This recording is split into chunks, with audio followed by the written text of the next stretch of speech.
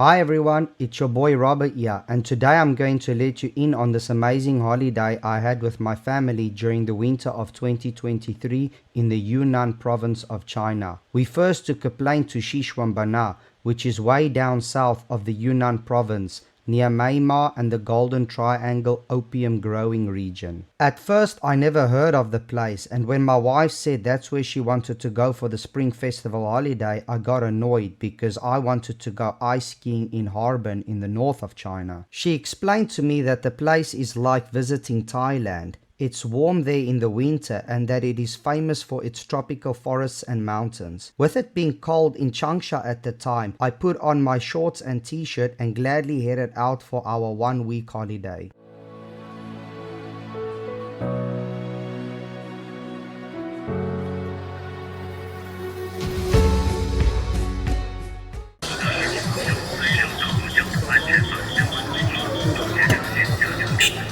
Xishuangbanna is a Dai-autonomous prefecture that is home to ethnic minorities, 25% of who are Dai, 25% are Han Chinese, and the other 50% consists of Miao, Zhang, Hani, Jinao, Bulang, Lahu, and Wa people. Xishuangbanna translates to 12,000 fields, which represent the 12 original principalities of the area, 30% of which are protected nature reserves today. Xishuangbanna was the center of a kingdom that stretched into Burma, Thailand and Laos. During World War II, it witnessed bombing raids and many of the tribal people fled to Burma, Laos and Thailand. When the Chinese Communist Party took over the area, the kingdom dissolved and the king went to Kunming to live a quiet life of academia. During the Korean War, from 1950 to 1953, many Han Chinese moved into the area to grow rubber trees for the war effort. This was to offset the international embargo prohibiting the sale of rubber to China.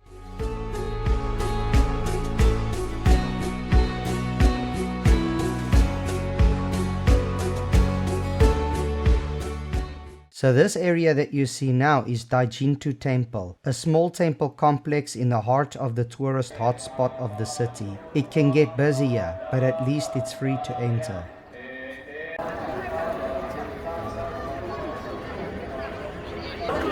Hello, Xiaomi. After finding our hotel for the first night and settling in, it was time to go out and explore to find a good place to eat. As you can see, the restaurants are packed, especially in the evening. We ate chicken curry bread, which I found to be the best dish, pineapple rice and pork rib with potato. Altogether, it was around 250 RMB or 35 USD for all three dishes. What you see here is Laos coffee. It's cold coffee that you drink from a plastic bag. It's a must try in this region. Okay, yeah, local Xishuangbanna fruit. You can only get it in Xishuangbanna.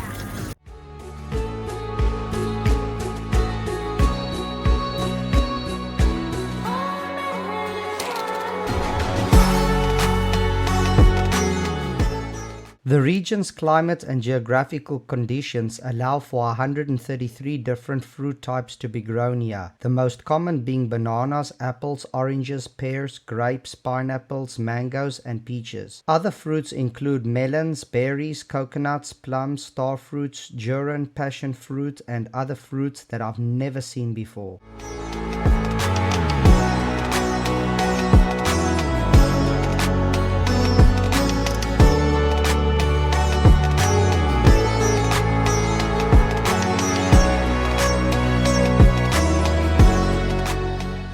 Alright, my fruit is ready to eat, or should I say it's ready to drink.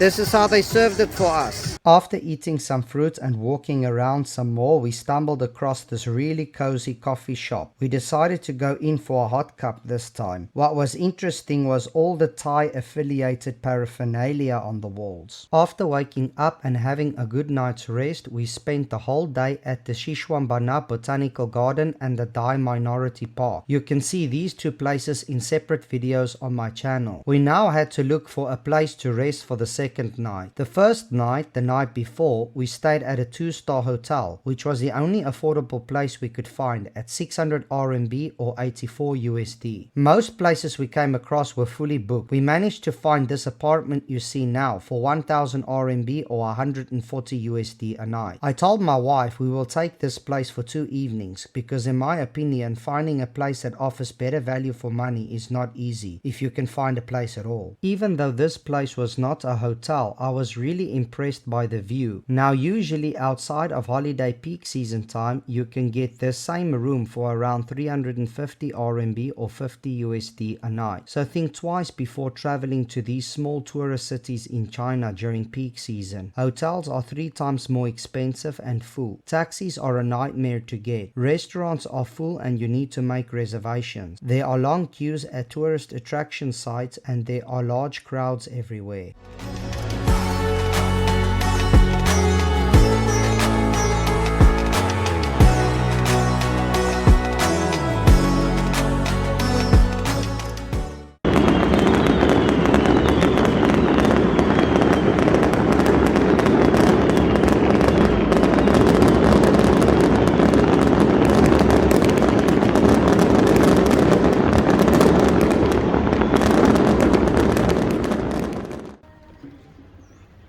Early the next morning we rented an e-bike with a sidecar. They are easy to find and no credit cards or licenses are required. They are around 30 RMB or 4 USD an hour.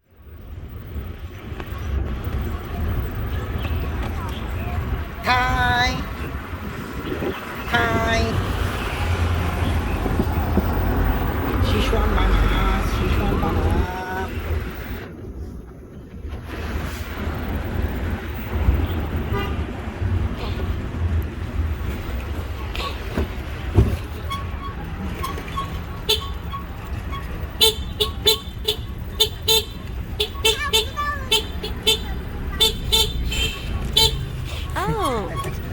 Peacock Road.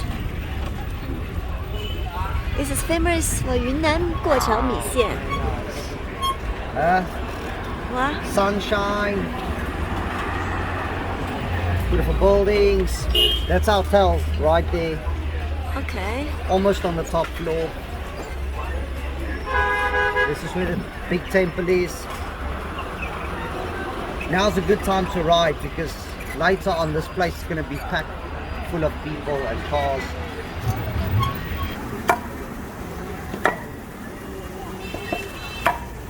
While my wife stopped at a clothes shop to buy local dye clothes for herself, I found it more interesting to film another fruit shop. So there are many fruit shops here and I was walking along here and found something very interesting. They call these Buddha fingers. And I have no idea what they are. It looks like it's a type of orange or a type of grapefruit. And they come in all sorts of different shapes and sizes. So this is how a normal dragon fruit would look like. Normally you'll find dragon fruit like this. It'll either be red or white inside. But yeah, in Xishuangbanna, you have a different type of dragon fruit. You've got a yellow one. After buying some clothes, it was time for lunch. We had cold Thai spring rolls with sweet and sour sauce and coconut flavored curry prawns. We also had mixed pineapple and cashew nut prawn rice, all for 250 RMB or 35 USD. After lunch, we explored the area behind the Jinghong Temple, which has an open market area with multiple bars and concert venues. You would have seen this whole tourist neighborhood earlier on from the apartment's balcony where we were staying. The name of the neighborhood is Guazhuang Xishuangjing. During the day, you can visit the market and look at the pretty Chinese girls take photos in their new dye clothes. After visiting the market, it was time to have dinner at the restaurant where we made a reservation. The vibe of this place was relaxing as it offered a break from the large crowds below.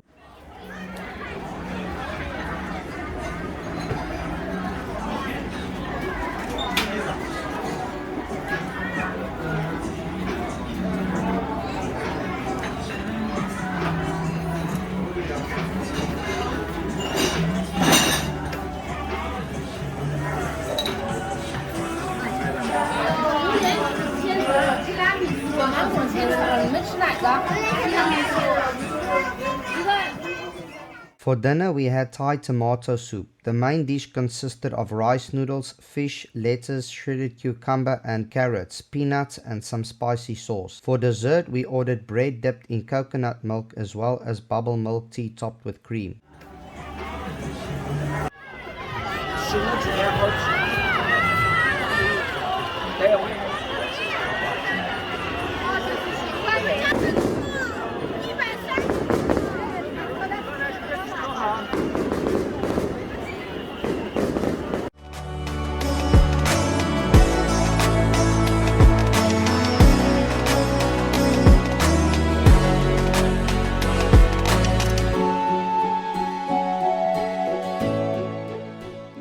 It's at night, however, that the real magic happens. In the neighborhood, all the bars, concerts and stalls are in full swing and the crowds come out to play until early in the morning hours.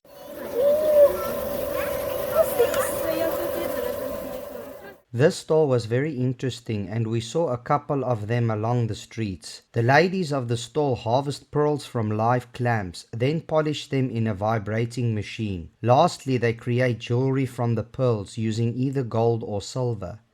It's 180 RMB for the white one and 10,000 RMB for the golden one.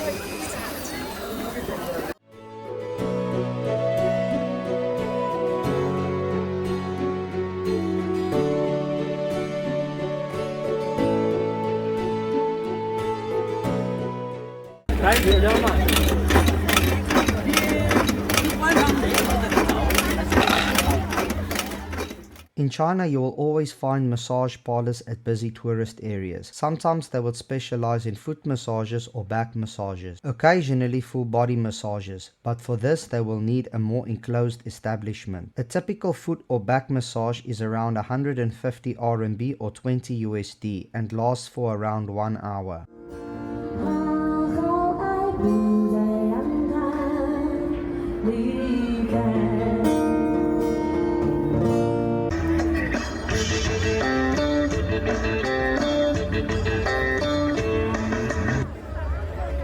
All across China, barbecue is a very popular snack for late in the evening. They are usually hot off the grill and seasoned well.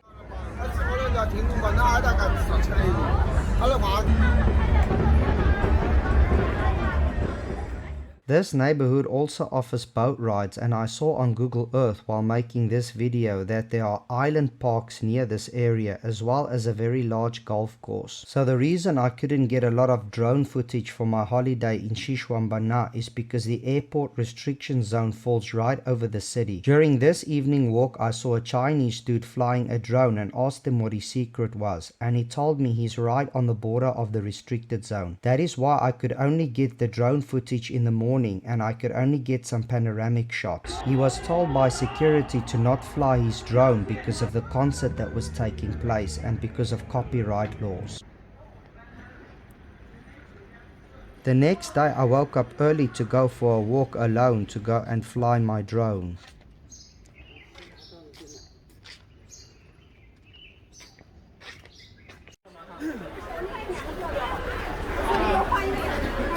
This was the day that we went to the Imperial Garden, also known as Manting Park, which you can see in another separate video on my channel. What you see here is just one of many random Dai temples across the region. They are usually all free to enter as long as you take off your shoes, stay quiet and behave yourself. You can also donate money in exchange for divine luck.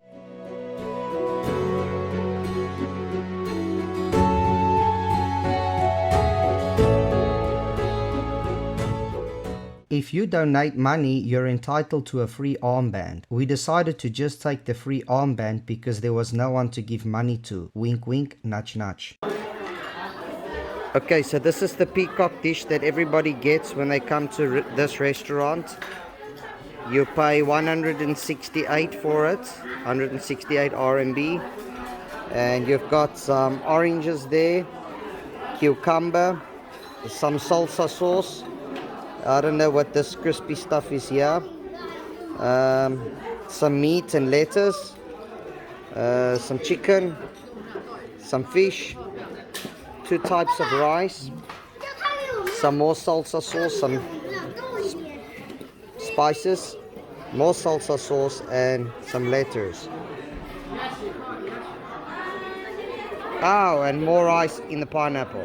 Anyway folks, that's all from the holiday we had in Xishuangbanna, excluding all the main attractions. Again, those are available to watch on my channel. I hope you all enjoyed it. Thanks for watching.